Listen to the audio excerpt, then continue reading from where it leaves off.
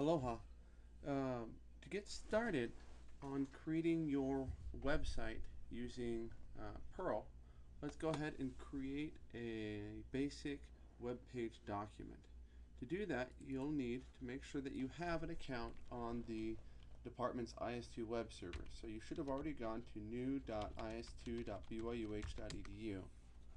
If you enter your user CES net ID and password, you'll get a screen that looks like this, except you'll have your username and an automatically generated password.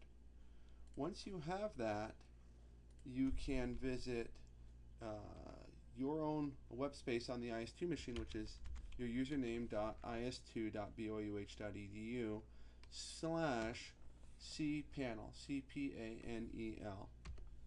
Okay. Once you do that, you may get a warning like this. Click Proceed Anyway, and you'll type in the same username and password that you already had, and you'll get to this screen. At this point, it's a good idea to take your web address and just drag it to your desktop. I've already done this. And then now I have a shortcut for cPanel. So anytime I want to edit my my documents on the web server, I can simply click cPanel and it'll take me straight there. Okay. So now that I'm here, where do I go? I need to go to File Manager. I'll get this question, which says what folder do you want. You can simply check this box, skip this question, and always open this directory. And now we have this folder. You'll want to create a folder, if you haven't already, for CIS101. Okay. You can create a folder by clicking, I'm going to delete this for a second. Okay, and you can create a new folder, and we're going to call it CIS101. Create a new folder. And now I have my new folder, CIS101.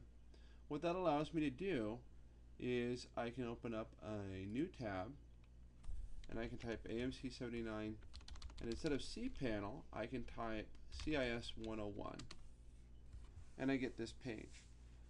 Now, there's nothing in this page yet, so this is all I get. If I had tried to type something like another course or another folder, let's say IT240, there's nothing there, and I'll get this not found error because I haven't created a folder yet. This is generally called a 404 not found error.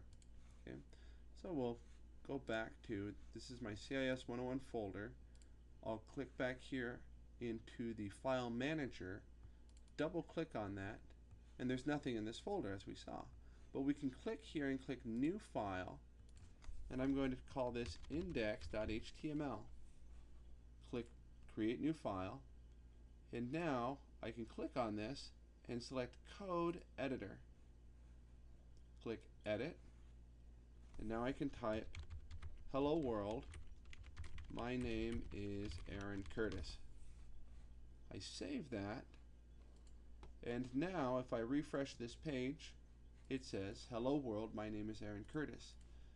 Once you create an index.html file, whenever you specify a folder, you can also say index.html and it loads the same page. If you don't give it a folder, it will just look for the index.html file. So I've created my first basic web page on the IS2 machine.